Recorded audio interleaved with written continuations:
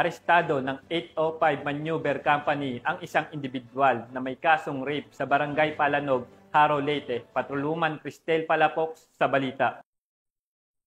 Estado ng motoridad ang isang lalaking wanted person na may kasong rape matapos mahuli sa Barangay Palanog, Haro, Leyte. Naresto ang akusado bandang alas 3:25 ng hapon ng mga tauhan ng 805 Maneuver Company. Regional Mobile Force Battalion 8 sa bisa ng warrant of arrest para sa kasong rape na walang nirekomendang piyansa. Ang akusado ay dinala sa Haro MPS para sa kakulang dokumentasyon at tamang disposisyon. Patunay lamang ng pambansang pulisya ay hindi nagpapabaya sa kanilang sinumpaang tungkulin na huliin ang mga taong tiwalag sa batas upang mapanatiling ligtas ang komunidad nang sa gayon may patupad ang kapayapaan ng bansa para sa ligtas at maunlad na bagong Pilipinas. Mula dito sa Eastern Visayas, ako ang inyong PNN correspondent, Patrolwoman Palafox, alagad ng patas, tagataguyod ng Balitang Pulis.